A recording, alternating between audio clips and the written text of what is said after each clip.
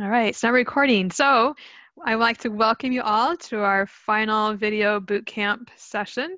Let us know if you want to have more of these because we'll do some more planning. Today, I'm excited to have with us Valerie Childress, who is our instructional design specialist, development specialist is her official title, at ATI. And she's going to be talking to you about some tips and tricks for what to do after you have your video shot, and then how you can do some editing and publishing, where to host it. We also have John Rice that will be joining us if he's not here already. I'm going to be talking with you guys about some of the branding kind of guidelines. So Valerie, I'll turn it over to you. Okay, and so I'm going to be doing this from my iPad. I hooked my iPad into my Mac, and so if you want to kind of play with it a little bit as we go along, pull out your iPad and play with it. Now, some of these can also go on the desktop. So what I'm going to do is kind of just talk a little bit about Danae and Chris's sessions to kind of review for you guys. I'm not going to go into big detail, show you kind of the stages of post-production.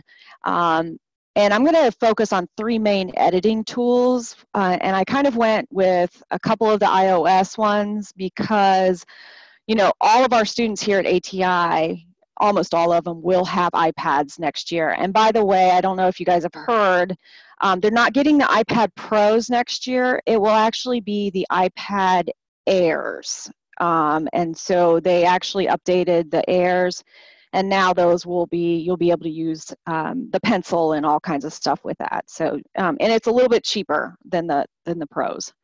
So I'm going to do clips, which is a very simple one. So those of you who teach this, if you want to incorporate videos into your classroom, clips is a really good, easy tool for your students to learn.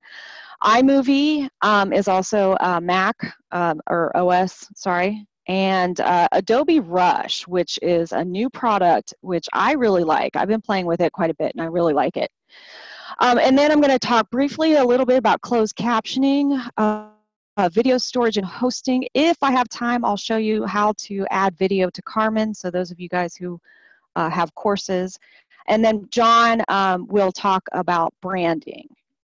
There are some new branding stuff, so it'll be good John's here to talk about that. All right, so just to review, it's very important in terms of storyboarding and scripting. You don't have to, like Danae was saying, you don't have to go into big detail like they do for movies and things like that. But it's a great idea because then you know what shots you want to take, you know what you're going to say. We actually have a Padcaster here. I don't know if you have heard that you can check out of the ATI library. And they just bought a teleprompter for it. So now you can put your script actually on your phone, and you can have a teleprompter while you're recording yourself on your iPad. Also, she talked about knowing your audience. Students really they don't necessarily really like the formal lectures. They want to see you in the environment. If you're talking about soils, go outside, show them some soils, things like that. They really want to see real world situations. So, know your audience before you decide to shoot. Definitely, this is a big one, steady your shoot. So Chris talked a little bit about this. So you can get gimbals for your iPhone or your phone, for example. You can, hold it in. You can have, all kinds of different tools to steady your shot.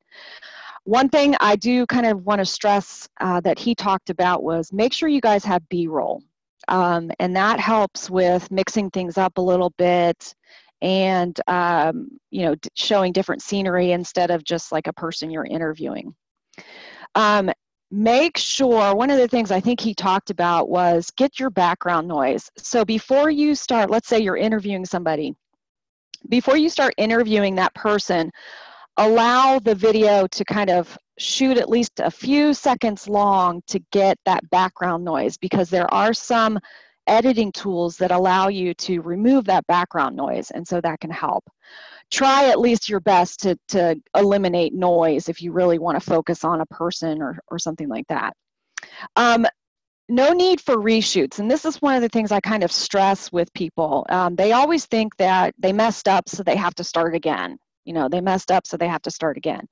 You don't have to do that. What you need to do, though, is if you're still continuously shooting, just you know, start where you messed up, but leave a little bit of pause in between.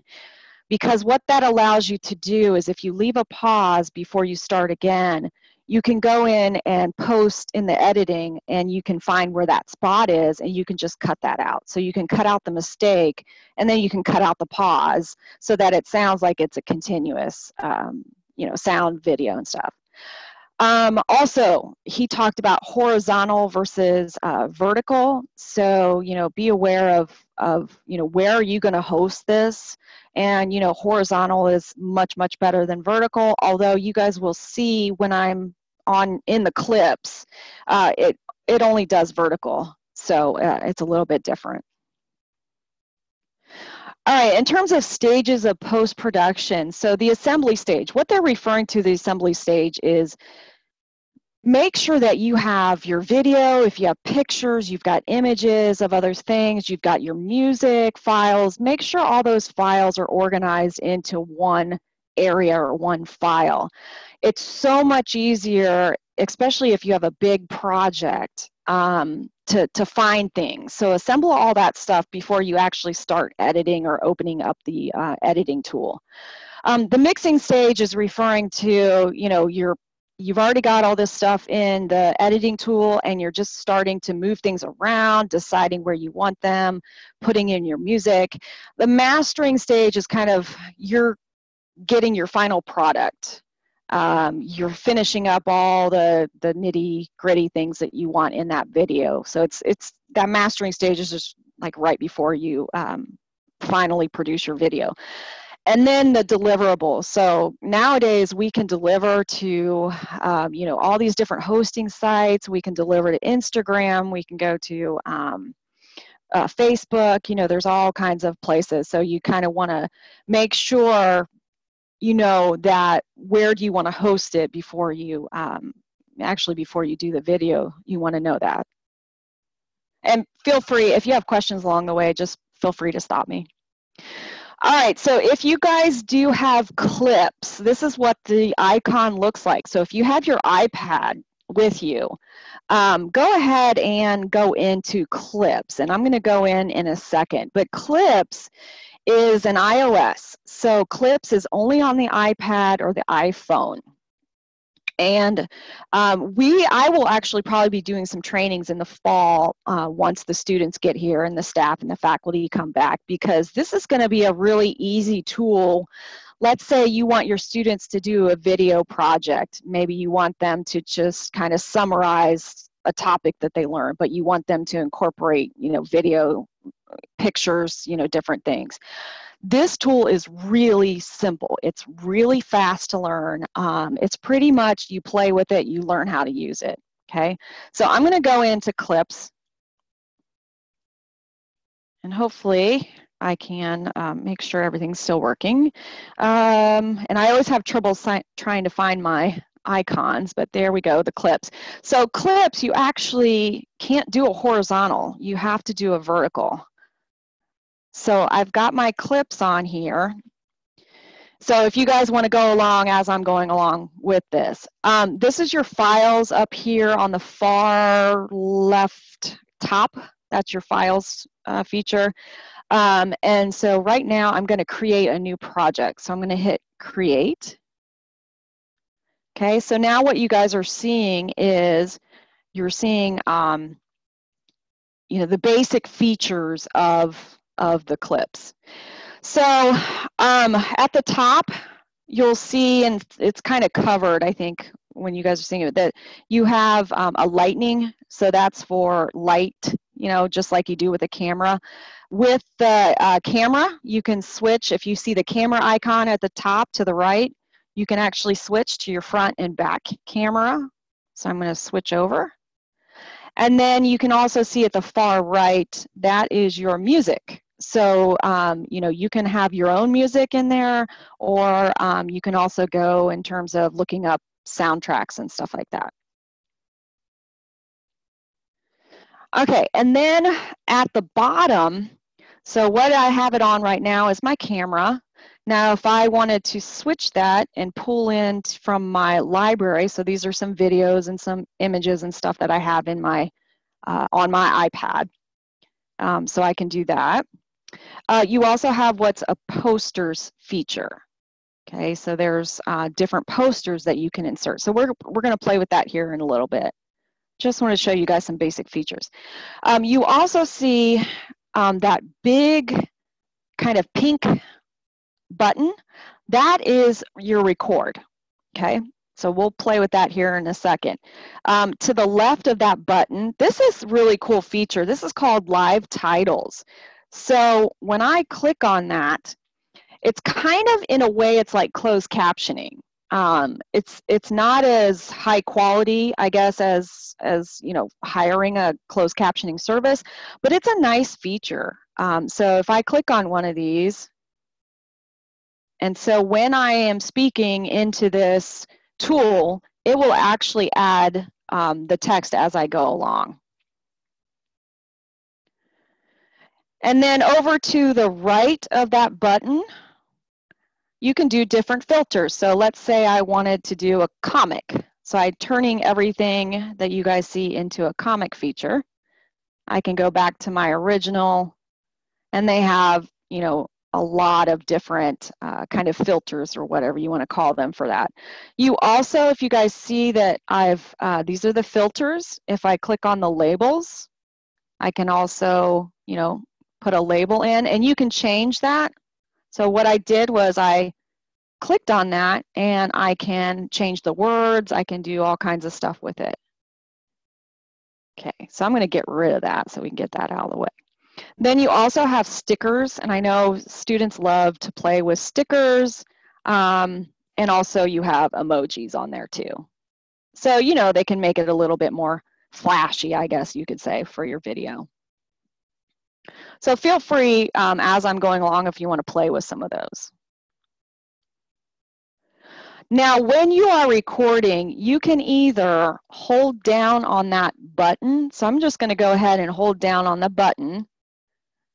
Hi, my name is Valerie. How are you doing today? And then if you guys look down at the bottom on the left, if I click that play button, it's going to play for me. Hi, my name is Valerie. How are you doing today? And you guys can see I had the live titles on. So, you know, that was pretty good for just a basic kind of words and stuff. Now, if you're doing scientific words, it probably won't. You'll probably actually have to go in and fix it. And you can do that. You can actually go in and fix if it recorded wrong. So I'm going to turn off that live titles. And by the way, you can put those titles at the top. You can put them, you know, in various ways, however you want to do that. Hey, Amy, let me know when I get close to 5 minutes on this because I want to make sure. All right, so I'm going to go ahead and delete this. So what I did was I clicked on that. I'm going to delete this, but some other things you can do in there, you can, if you have sound, you can mute it. If you want to put some effects, you can on that, you can do that too. You can also trim it, meaning cutting. So what I'm going to do is I'm going to go ahead and delete it because I'm going to pull in a bunch of already made videos and pictures. So let me go into my library. Okay, so I'm going to pull in, let's see, I'm going to pull in that. Okay. And let's see what else. Oops, sorry. Go away. Okay. Let's see, I'll pull that in. Oops, I forgot to record, I'm sorry. Okay, so you do, when you pull something in, you have to record. Just, okay, so now it has that in. Now I'm going to pull in another one. So I'm going to pull this in, and I'm just going to record it for a little bit so that it keeps that file. And then let me pull in another one. And, this one. Okay, so this is a video that I actually have.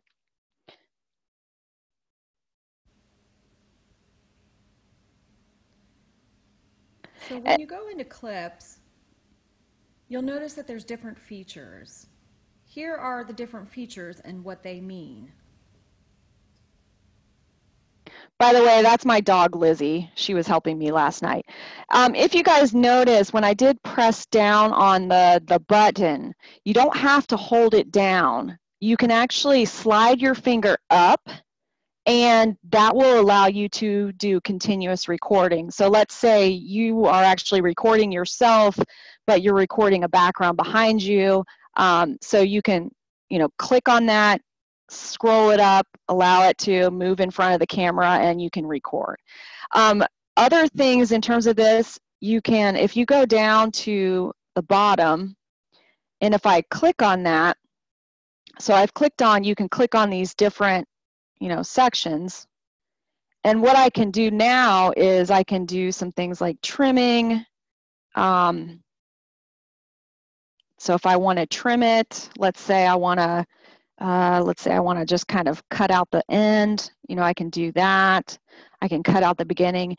Now, one of the cons on this one, I will tell you, is that you can't do really good detailed trimming. So I can't go in and do a real good trim on this like you can with the other tools, editing tools. So if you're just doing real simple, like you're getting rid of the end, you're getting rid of the beginning, that's fine. But if you want to do a lot of cutting out and stuff, I wouldn't recommend using this tool. So I'm just going to hit apply. And then if I go down, I can play here from the start. It's going to record it for a little bit. So when you go into clips. So you guys could hear I was recording as I was also playing the little video. Hey, so yeah, go ahead. Time to switch to my other one. Okay. Does anybody have questions on this? Now, I know I kind of went through it quickly, but you guys, the best way to learn these tools is just to play with them. Also, you will see on the slides that I have at the end, I have links to YouTube videos that I found that are, pretty good in terms of showing how to do this. Okay, so that was clips. Let me switch it to my side view here. All right, so the next one is I'm going to show you iMovie, and I'm going to show you iMovie on my iPad. Now, some of you guys use iMovie, and so I don't use iMovie as much because I use Camtasia and some other tools. But what I found is there's different features depending on if you're on your iPad, your iPhone versus your desktop or laptop. Okay, so it's not going to have as many features as what you will see on a desktop or a laptop. Okay, so the iMovie icon, and everybody should have these if you have an iPhone or an iPad. So I apologize to those of you guys who are Androids. I'll get to you guys here in a second. So what I'm going to do is I'm going to go, and if you look at the top, these are all the videos that I have stored. And by the way, it's a good idea if you're going to edit on your iPad, put the images, put those things into your library. So you want to make sure you put them into your photos area. So I've got all of the stuff that I'm using for this in there. So I'm going to go back in, and I'm going to hit create new. And most of the time you guys are going to do a movie. You're not really going to do a trailer. So you're going to hit movie. Then what I want to do is I can go into my albums, my video, and this is just kind of showing you guys, some of the things that I've created that are already on my iPad. You can also do it in order. So let's say I want to select this first, then I want to select that. Let's say I want to pull in one of these, and then I'm going to go down at the bottom and I'm going to hit create movie. Okay. So what it did, basically, I'll play this real quick, or let me move it over, is it brought in all of those assets, videos, things like that. So let me pause it for a second. So if you guys notice, these are all in like different kind of files in a way. And so what I can do is I can hold that down, and let's say So I can highlight it, hold it down, and if I want to move it, now my finger's a little bit touchy on this one, so I can actually move it around. Okay, so you can do that with these. The other thing is, if you guys saw, when I was playing that, you see how it's moving? If you don't want it to move like that, you click on that, and then you'll see that what it says is Ken Burns enabled. So Ken Burns, that's a feature of scrolling feature that you saw. So if I want to turn that off, I'm just going to turn that off now. And so when I play it, it's not moving now. Although one of the things that I did find that I kind of don't like about this on my iPad, I prefer it on the desktop, is it's really hard. Now this is a regular image that I just showed you in PowerPoint. For some reason, it got really big. And so you kind of have to change the size of that. So that's why I would prefer my desktop when I'm working with iMovie. So you guys also see here, you see that little symbol in between these? So that is known as a transition. So you can actually change the transition. So at the bottom, you can do no transition. You can have a certain theme. You can have dissolve, slide, wipe, and fade. So you can change that to whatever you want. So I'm going to click back up here. Let's say I go to the video part, and when you select it, see when I select these, that's how you edit them. So you select it, it becomes that yellow outer thing, and you can now select it. So at the bottom, if you see this, you can see how you can have actions, speed, volume, titles, filters. So what you'll notice in these tools is they have very similar features that are available. They just have them in a different area, so you have to find out where those are. So if, let's say I wanted to cut this clip up, let's say I wanted to cut it in half. So I'm going to maneuver it where I want that, and then I'm going to click on it, and then I'm going to hit that split. So if you guys see the split there, and so I split it out. So now I can actually move, if I want to move that around, I can move that around. Okay. You also see on here, you can detach the audio from the video. So if I wanted to maybe, do something different with the audio, split it up a little bit more or something like that. I made a mistake, let's say I made a mistake, and I can cut that out. So iMovie has a lot more functionality than Clips does in terms of really getting down to the nitty-gritty of those audio and video clips and being able to cut things out instead of just cutting out the beginning and the end. Some other features you guys see, you have an undo. This is a really nice feature. So if I messed up, I'm going to click that undo, and it's going to undo, and I can keep going back to undo. Valerie? Yeah. Time. Okay. You might want to, you can wrap this up, but just. Yeah, so this actually is a nice tool, but I think you guys are going to find Rush. Actually, I prefer Rush to this one. All right, so the next one, okay, so that was iMovie. So now I'm going to go into Adobe Rush. Now, there's different types of Adobe Rush, and you can get it through your Adobe Creative Cloud. And if you're staff and faculty, you get Adobe Creative Cloud at no cost. So contact IT and have them install it onto your or have them install the Creative Cloud, and then you can access through the Creative Cloud. What's nice about this is if it's in the cloud, I can, if I'm on my iPad, I can do it in different formats or using different tools. Sorry. Different hardware. So if I use a laptop versus other stuff. This is Adobe Rush CC, and I think that just refers to if you want to put it on your iPad, your iPhone, or your Android. So this also can go on, other, you can put it on your desktop. It's not specific to Apple. So I'm going to go into it. And you guys are going to see I kind of like this a little bit better. So I'm going to hit Create New Project. Okay.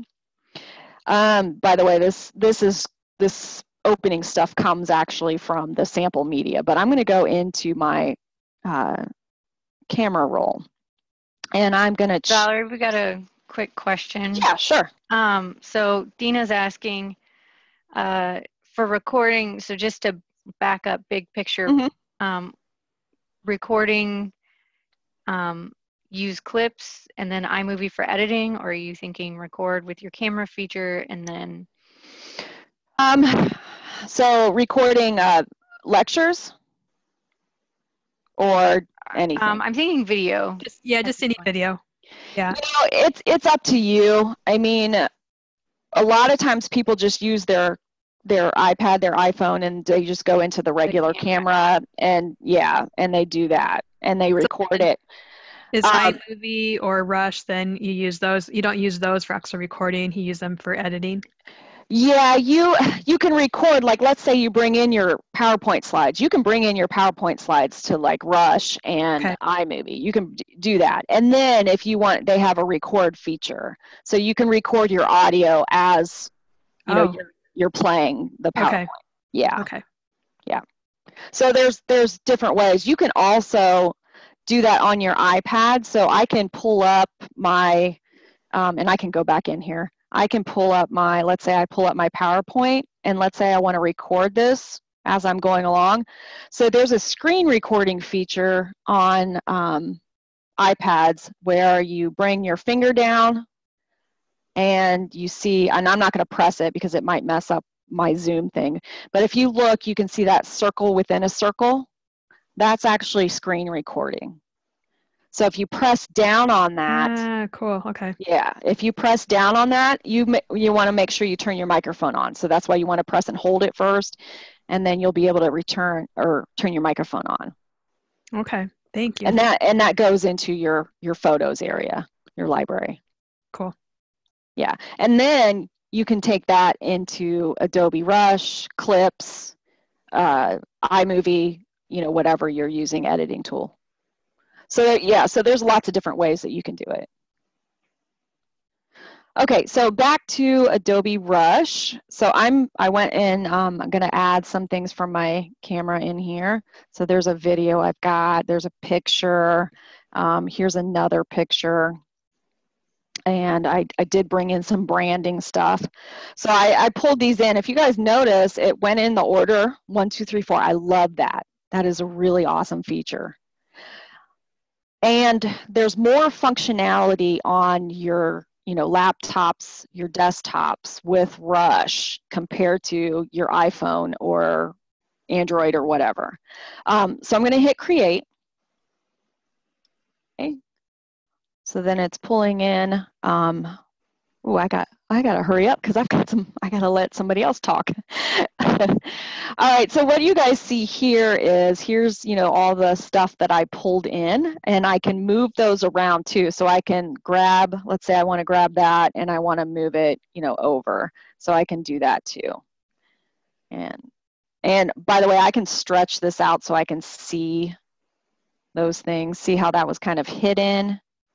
And I can now, so you can, when you stretch it out, you can really get into the details, and you can really do some serious editing when you stretch things out. So I'm going to pull these back in.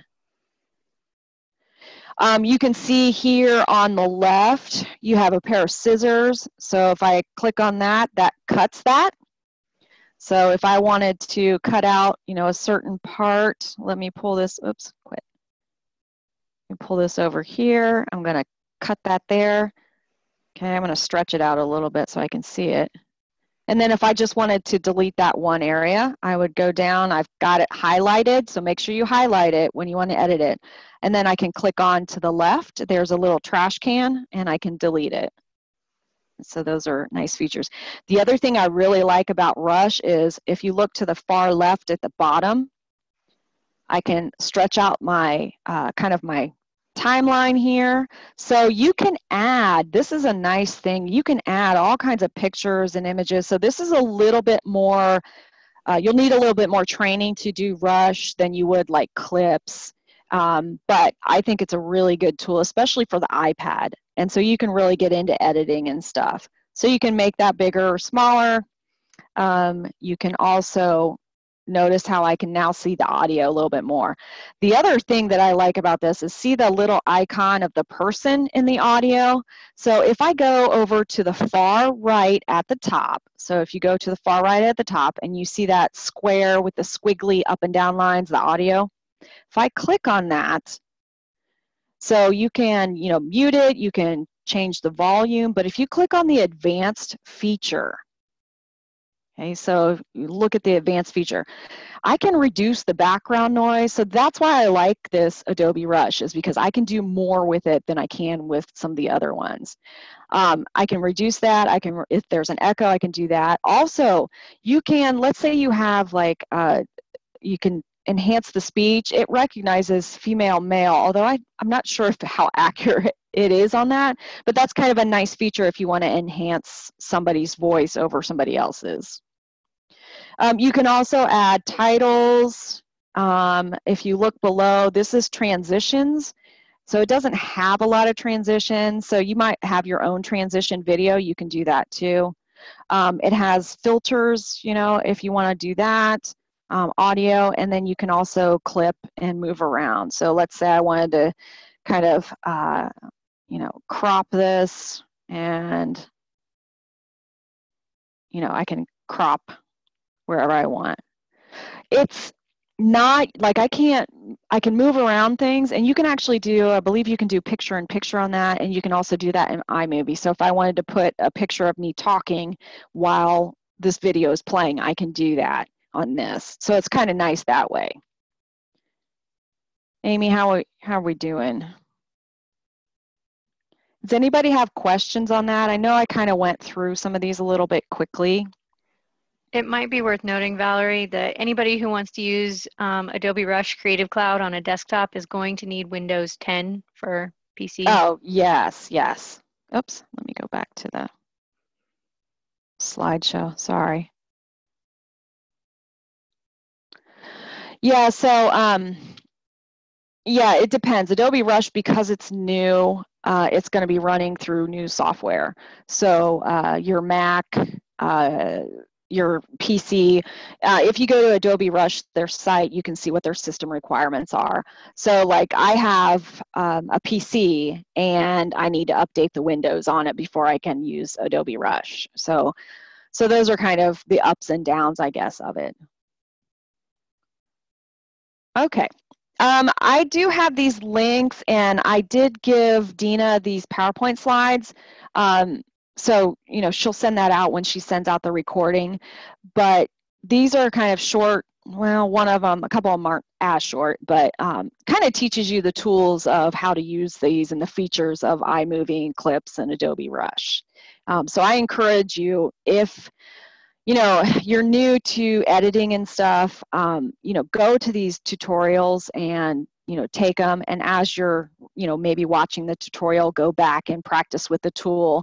So don't get frustrated, and definitely talk to others. There's some people in SENR, ATI, all over the place. I think, that know how to do editing and stuff. So don't be afraid to ask too.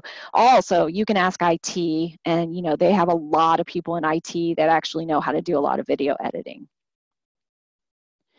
All right, the next thing I want to talk about is closed captioning, and I put a few tools on here that I've been using. I just recently heard about Otter AI, and this is an app that you can put on your phone, you can put on your tablet, and what's nice about it is I'm actually going to turn it on so you guys can see it.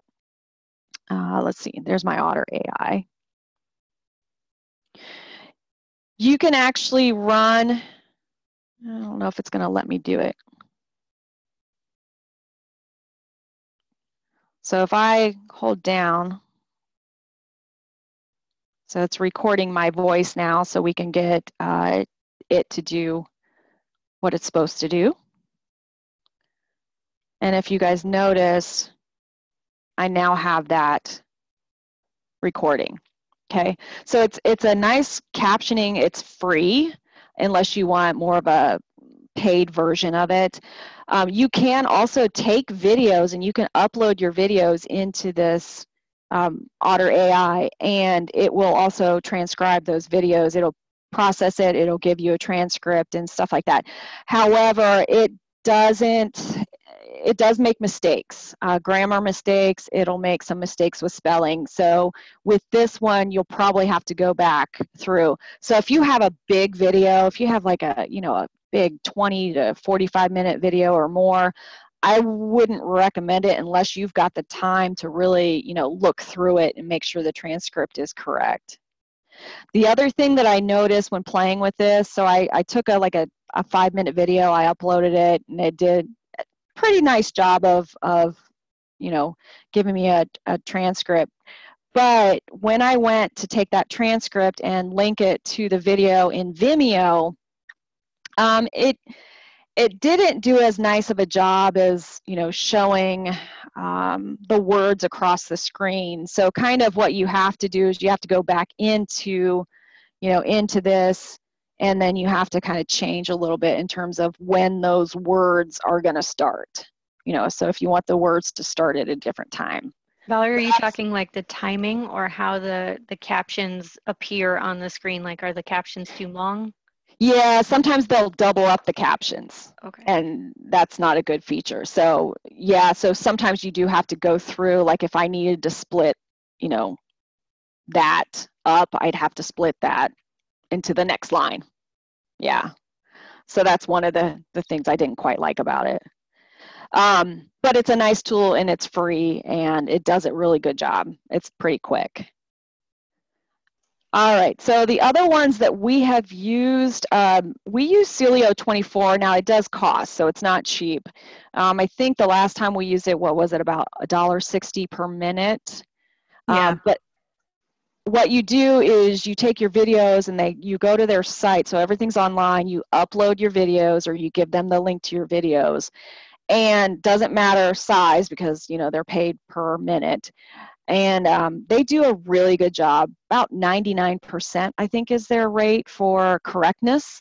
And I think we've looked through those. We've always double-checked our videos, and they do a really good job. So sometimes if you guys think you're going to do like a more professional video maybe, or you're going to have a video that is going to go into your courses, especially if it's a public-facing course, you want to make sure it's closed captioned. So they're really good. You might want to put that in your budget maybe. YouTube will also do closed captioning. They're not as high as Celio in terms of their capture rate. But you can go back in and you can fix those. So if they made a mistake on a certain word, you can do that. I've heard that they've gotten better with their closed captioning than they used to be. Does anybody use it? I have not used it because I don't really use that as my hosting site. Last time I used it, it just really depends on the person who's speaking as far as their rate of speech, their enunciation, and also the audio quality of the video. We had one with really high quality audio. It was, I would say, 97% accurate, and I just had to go back and fix a bunch of scientific names. And then when we've got something with poor audio quality, the accuracy is pretty bad, like 50%, and you've got to fix a lot of things. So it's just sort of hit and miss. If you have a really high quality video and a person with maybe a more deliberate, slower, natural speech pattern, it's probably more accurate.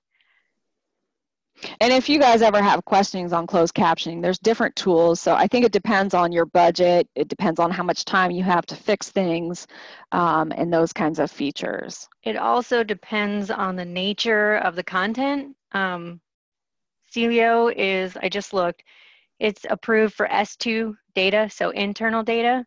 YouTube and Otter are not approved by the Cloud Assessment Registry, so that needs to be public data only if you use that. Yep. So always check, especially if you're going to host and it's going to be a public. Storage. So I try to encourage faculty, staff here, students to use Box. Box I believe we have unlimited storage in Box. And so, these videos can get pretty big in terms of file size.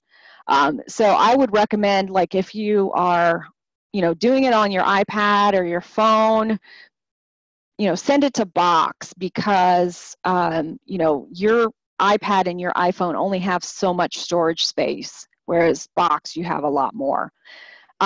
Also with Box, you put it in the box, and if you use, if you move from your iPad to your desktop, it's up in Box, so you can easily access it. It's a really nice feature. There are some things in Box where you can embed videos, and you can, share the link from Box. So one of the things we're going to do in the fall here is we're going to train a little bit more on using Box, because not a lot of people know about it, not a lot of people use it, and, you can store a lot of stuff there. Also storage. Now I have a PC that has about 6 terabytes of storage. That's a lot. Most of you guys aren't going to even touch that. So if you have big videos, maybe you want to get a hard drive, an external hard drive to kind of store those big files. Definitely talk to IT about it. If it's something you're going to definitely be doing a lot of videos, then, and you don't want to put them in Box, you want to put them locally, talk to them in terms of storage. In terms of hosting, so MediaSite is the OSU. Now, in order for people to have access, they have to have an OSU account. So, if you're going to host public ones, I wouldn't go with MediaSite. And everybody has their preference. Personally, I don't use MediaSite. I don't like it. We had problems with link or videos not working, students couldn't access. So, I don't use it. I use Vimeo. And, you can keep your videos, it's nice, you can keep your videos private. It's not a lot of money per year, correct, Amy, in terms of storage price? It's like, well, we have like a business account at this point. There are cheaper subscription options, yeah, but you do need to have a paid subscription to get the private link and the password protection features. The free accounts allow only publicly posted videos. So that's a little bit of a drawback. And then YouTube, you can make those unlisted and private also. I don't put on YouTube. I know some of you guys do, and I know SENR does a lot of YouTube, and they really like it. And, it depends on where you want to host it, what you want to do with it. But like Amy said, make sure you understand if it has data that shouldn't be out there, that you check with your group, your department, and IT before you host anything. Does anybody have questions on hosting or storage? I don't have time to do this, but if anybody wants, I can, kind of show them in terms of how to add video to Carmen, in terms of linking and embedding. So there's a couple different ways that you can add video into Carmen.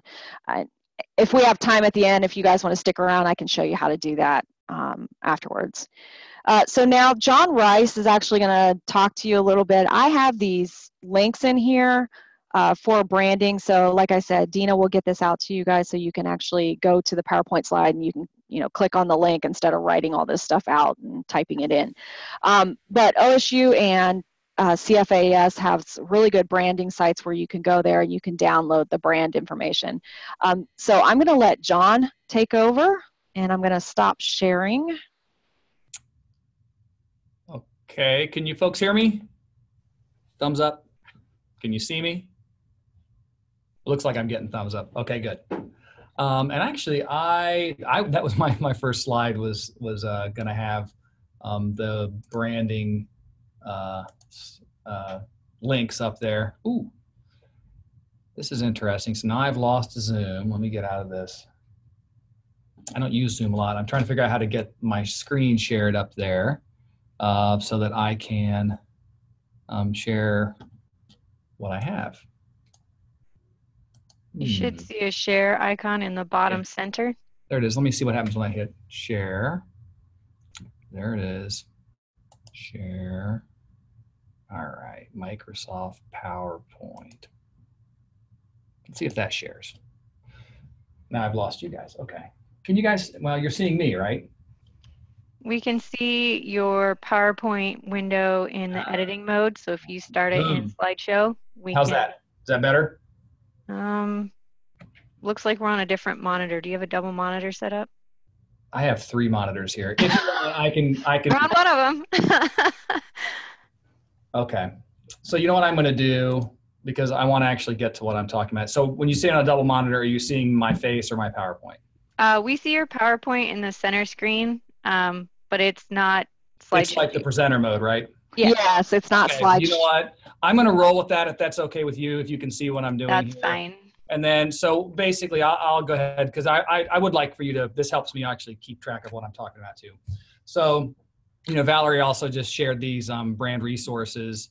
And so I have them up there as well.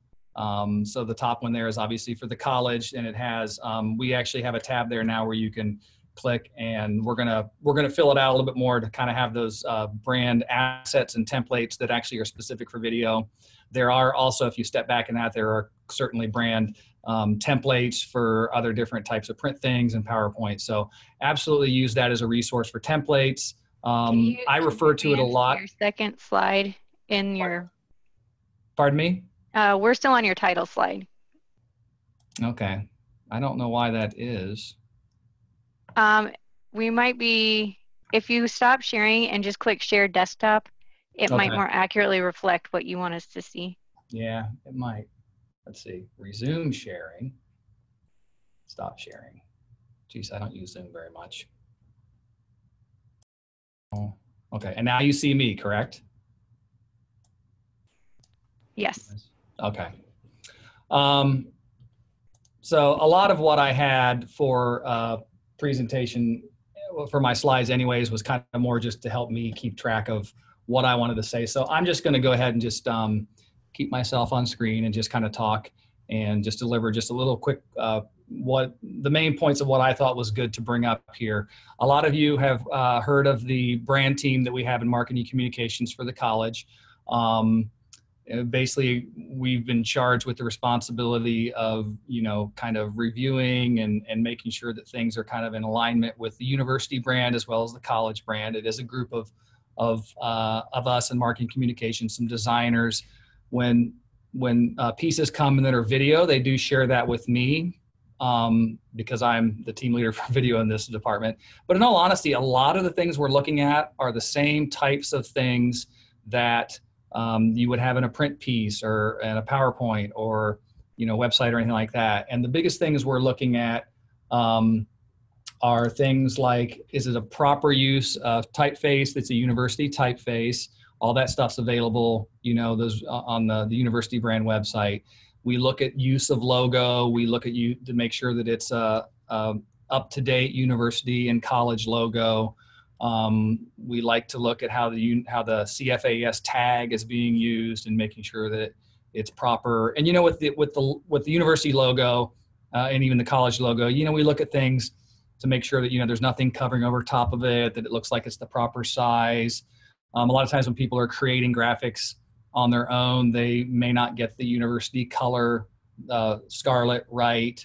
I'm guilty of that myself sometimes, just because, you know, when you're creating stuff, just because it seems easier than maybe pulling something that might be, got to make sure that you have the right color.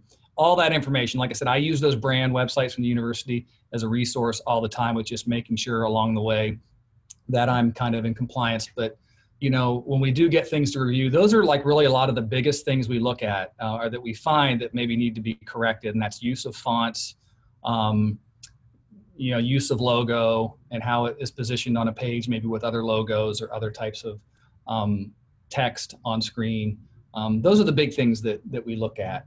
You know, we have a lot of collaborative back and forth, even in our group, when we, you know, see things that we haven't seen before, you know, that we don't necessarily have the answer for. We try to actually interpret as best we can what the university policy is, or I shouldn't say policy, what the brand guidelines are from the university. And a lot of times, like going back and forth with the person who submitted it, because finding out their intent, finding out maybe the audience they're showing a piece for, and it doesn't necessarily mean that the brand guidelines would change, but sometimes it'll help us to maybe see if there's a possibility for some flexibility inside of, what we think are those guidelines. And one example I will use of that is the eFields team had created some really nice videos that were based on different motifs. One of them was a silent movie type motif, and one of them was kind of an action film type motif.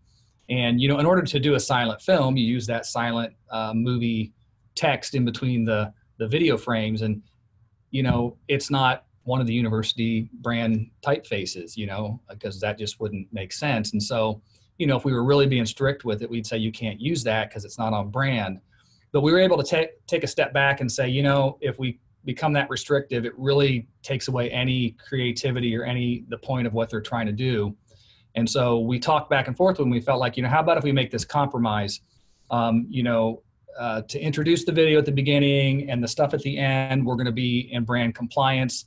We're going to make sure we have the right typefaces that are university brand typefaces. But in the middle, where we're kind of quoting, and the audience knows we're quoting a style, or we're kind of mimicking that, let's allow some flexibility in there because it matches and it makes sense for what we're looking at.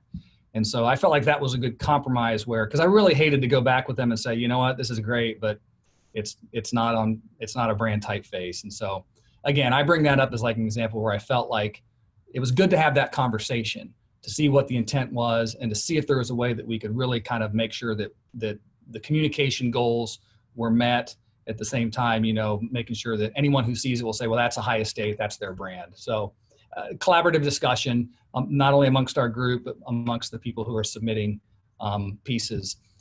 We also do have an email address, which I had on a slide, and I'm afraid I can't necessarily show that, but because I don't want to go to my slides again and have to. Hey, John, if you can just send me your PowerPoint afterwards, I'll send it out with the recording. That way everyone will have it. Absolutely. Be good. And so a couple things with that email address. One is things that are created need to be submitted to the brand team just for review. And that's, like I said, that's a university qualification. The things that we make out of our office, we make sure they're looked at by more than a couple people to make sure everything's in compliance.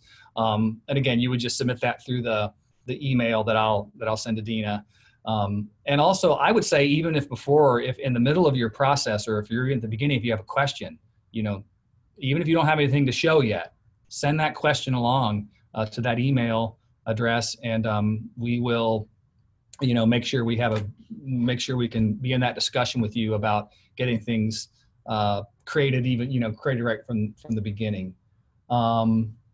So then we had mentioned earlier, we have some assets for video, and it's kind of evolving. The university has created some more pieces that, some name keys and lower thirds, that the ones that we have that are available from the college are Photoshop files.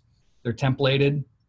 And if a lot of people are familiar with Photoshop, so a lot of people have been able to get in there and figure out how to, kind of put the name of the person you want in there and the title, and are able to kind of output that and use that in their video. And like I said, we have those that we've kind of made for the college. It just already has the college name put in there. It was put out by the university a couple years ago. We have some open and closes that are actually video files that you can put at the beginning and the end if you'd like, that just has the logo kind of on a white field or the logo on a back field. The nice thing about that is you just drop it at the beginning of your piece. You don't have to worry about if the logo is being used or positioned right, because it's a video. It's just a video clip, and it's just kind of really nice and easy. And sometimes we use that ourselves because it's just really convenient than having to re-edit that every time. I also put a templated kind of title page in there. It's almost kind of like a PowerPoint slide. And if you ever had to have text on screen for something, it's just kind of a catch-all in there for that if you wanted to put a title. And it basically looks a lot like the PowerPoint slide that's in the template. So it just kind of has the bar and the tag, and then just a place to kind of put a title in there if you want. The university, I was starting to say this, the university has some other assets that absolutely, if you want to dive into them and download for different After Effects type files, that kind of are some new name key type animations with After Effects, Adobe After Effects. And they also have some kind of flashy title things that can go on the screen, and they have different templates for mobile, and then, square video, and then full-size video. And, they're available from the university brand site.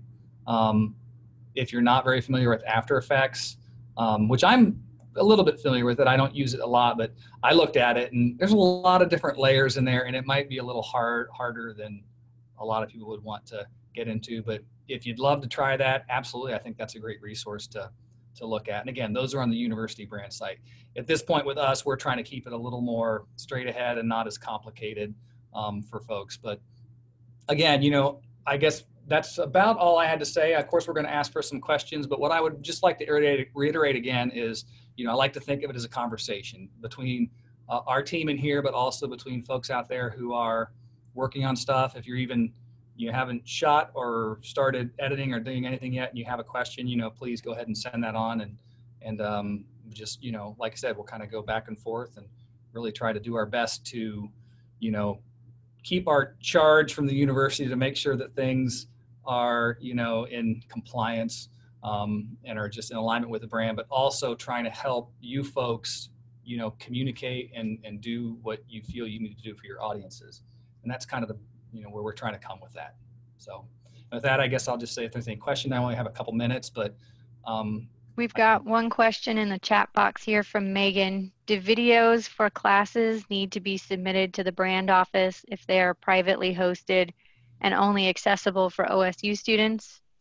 And if lectures are divided into multiple short chunks, does each piece need to have the open and close brand clips at the beginning and the end? Okay, so my thought on that, because it does feel like that would be a nightmare with a lot of those types of things and having those submitted. I just don't feel like it's practical to necessarily have those submitted. The answer I will say, so I wouldn't look for that to be something that would have to be done. The biggest thing I would say with a class or anything, even if it's not for external audiences, if you're going to use branding, I noticed that, Valerie had a PowerPoint. It was a branded PowerPoint that it looked like it was a template that came from us. Perfect. You're going to design that anyways, start with something that is, on brand, and that's good, and that's the way, that I feel like those are meant to be designed to make the best of everybody's time.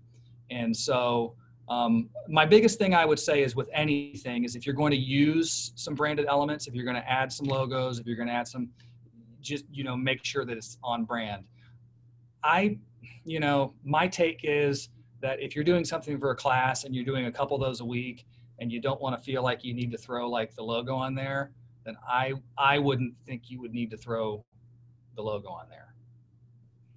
I don't know if that's helpful. I know there's probably lots of questions, and my biggest thing is if you're going to use brand elements, make sure they're used properly.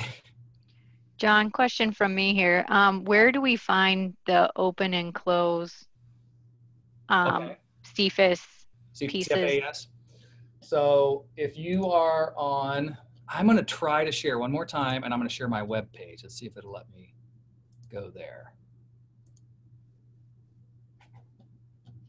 Are you seeing my web page? Yes. Great. Okay, so this is actually kind of new because how I've been doing this in the past is people have been asking me for assets, opens, closes, and stuff, and I've been inviting them to a box folder that was invitation only. Well, I've opened that up, and we added a tab, and this, like I said, this is very, very new, so you might not have seen it because it hasn't been there very long. If you look at the bottom under our templates, there's a tab here, and here's just how new it is. When you click on it, it'll say coming soon. I'm going to talk to our office person is kind of organizing this, and she and I are going to get those put up there, I'm hoping in the next day or so. If you need it before then, you can send me an email. I can certainly give you the link to where it is. But this is how we're going to deliver these. So if you go to our brand guidelines site, down here where it says templates, they're going to have them down here. And it'll just be a box folder. If you'll notice, like our other templates, let's see. It takes you to this other page. It shows you a little thumb, and then you click on it, and it takes you over to a box folder where you can download them. I'm envisioning that I'm going to do the same thing for our video templates. Okay, thanks. Yep. One more question. Yep. I don't think it'll take too long, from Dina. Kind of referencing back to what Megan said about the recorded videos and the branding. What about recorded Zoom sessions that are live class recordings? Would those need to be branded? I feel like I would say the same thing with that. You know, it's funny. If you ask one of our designers, it's like everything needs to be branded. And yeah, that's great in a perfect world. Like I would say, if it's just a video and you're not using any kind of PowerPoint and you're not using any kind of graphic element, I personally don't think you need to take the time afterwards to slap a logo at the end or whatever. I just don't want, somebody might tell me I'm wrong with that, but that's kind of what I feel about that for you folks. If you're going to use materials in it, obviously you use branded materials, your presentation is automatically branded, right? So that's kind of my take on that, because, you know, it is important. It is important that we want to make sure if something's out there, regardless who sees it, hey, we're strengthening the brand by using branded materials, but it just doesn't feel to me like you need to like go back after the fact and throw something on just for the sake. So and this would just be, you know, like a live class session, you know, the students are in a Carmen site, you know, so, you know, the overall package is going to be kind of branded. It's not like something that's going out for an extension audience, you know, where they're watching it on their own time. So I completely agree with you. And you made a very, very good point. It's in a branded environment. And we do that with our social a lot of times. We're like, well, do we need to throw this in there? Well, think about where it's going to appear. It's going to appear on a Facebook page with a logo and it's in a branded environment. And people, you know, if it's something like that, it's not seen.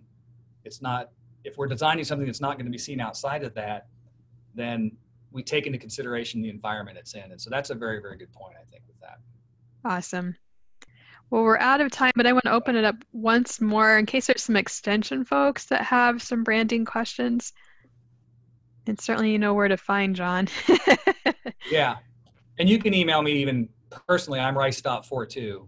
But again, that brand email address I'll send is also very, very good for brand questions, obviously. So. No, and having that template out there for us will be very helpful too. That's great. Yep. Okay. And I think Megan had a question. Megan, can you do your microphone or do you just do text? Because we can just answer that. In terms of hosting, I think it depends on certain things like, you know, what are you going to use it for? Is it just for class? Is it just a short video? Is it a big video? So, you know, if you want to contact me, that'd be great. And I can kind of, you know, give you some pointers and stuff like that.